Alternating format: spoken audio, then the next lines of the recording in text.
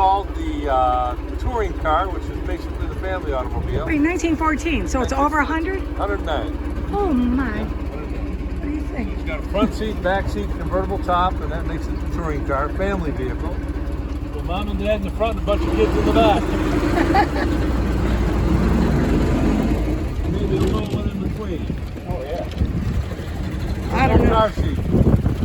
And no seatbelts. No seatbelt. I love it. No airbag. Look at the line for the custard. Wow. Oh, you picked a nice afternoon. Beautiful day.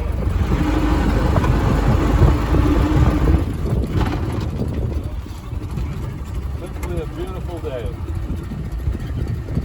1,550. Whoa, a horse came through here. Look at that. Horse. Here's a bit of trivia for you. Talk about horse exhaust. Okay. 1900, New York City had 200,000 horses.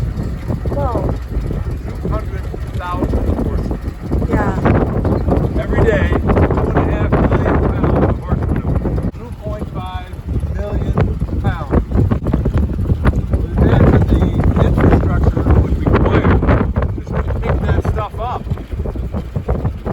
Let's take it somewhere, you know. What did they use? Like manpower and wheelbarrows? Oh, they were horse and wagons. Oh. What is that, like 15 pounds of horse? Let's see. They do it a lot. 12 and a half? About 12 and a half. Yeah. 2.5 million pounds. And 60,000 gallons of urine. Let's imagine a nice hot August day. You got all the instrumenting, and you have 100 locomotives, steam locomotives, belching smoke like the one we have here, only a lot worse, running through the city. The locomotives ran through the city. They didn't have bridges in there. They ran right through the street. Can you imagine it? No wonder people want to buy cars to get out of the city. That was a big deal. How much was one of these back? 1908, the first model T rolls off the assembly line at 850. 850 bucks. The average worker is making around $2 a day. Whoa. You had to save up. They had to work a lot, so 425 days of work Buy a to car. afford a car.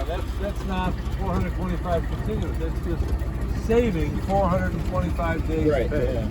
Wow. Nobody sold cars on credit in this city. 1908, no one sold them on credit. You had to have the money. You have the money to buy a car.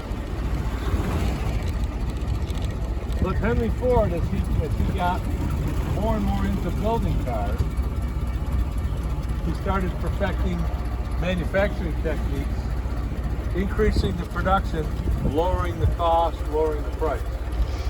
So this car, 1914, this car sold for $650. So it's 6 years later, Yeah. and it's $200 less. But this is the pivotal year of Ford Motor Company, 1914. It's the first year of the moving assembly line. So they went from building 200 cars a week to building 1,000 cars a day. Oh, wow. It was enormous. Enormous feat to do that. And it went up from there. Now we see where it's at today. 1923, this car sold for under $400,000. Wow. 15 years after the first one came out at $850. 15 years later, this car's half the price. Wow. And now, how much is it today? It depends. That's a really good question. It depends on the car. And I'll tell you a little story about this car, but I'll answer your question. You can go on eBay and you can find a decent driving Model T for $8,000 or $10,000. Uh-huh. You can find a really, really nice one for $20,000 or $25,000 or $30,000. This car, even though it's a 1914, and I lied a little bit, it's not 109 years old. Technology is 109 years old. The car was designed in 1908, it was built in 1914. But they used the plans for the 1914 car to make some Centennial cars in 2003. That was Ford's 100th anniversary. So Ford wanted to do something very special to celebrate their 100th anniversary. So Ford Motor Company decided to build 100 vintage cars. And they landed on a 1914, even though the company started in 1903. But because of the moving assembly line, the impact that had not only on Ford Motor Company, but the industry in general, that they wanted to celebrate the 1914 celebration of the moving assembly line.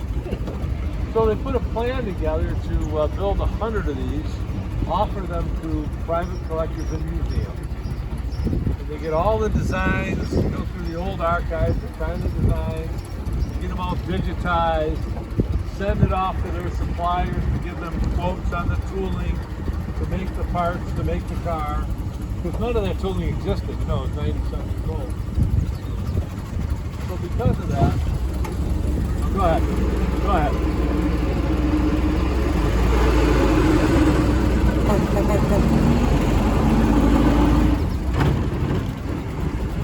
Well, we got a tooling quote back for $1.5 million. Oh my tool. goodness. So they got an appropriation to allot $1.5 million of tooling to build the cars, which they did.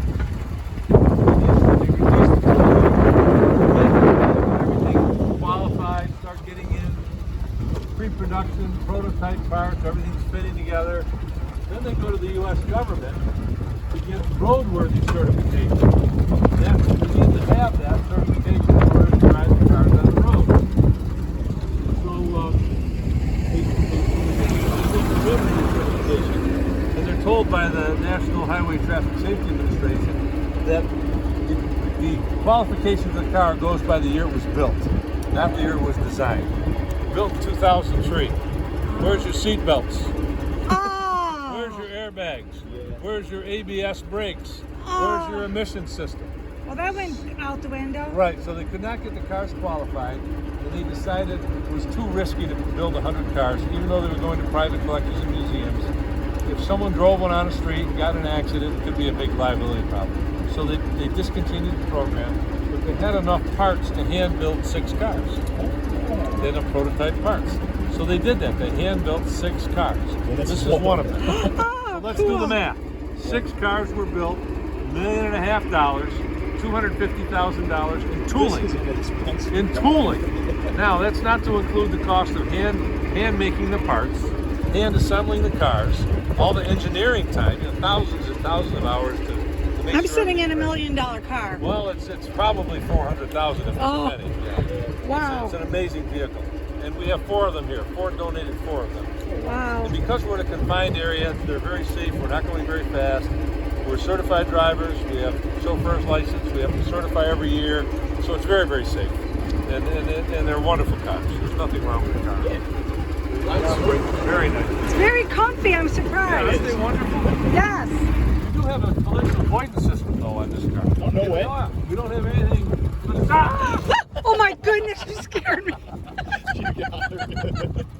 You should have seen Well, her just in face. case something happens, I wanted you to know we have a collision avoidance system. Oh my goodness. Too bad for 100-year-old design, didn't it? No. I had a lady do that the other day.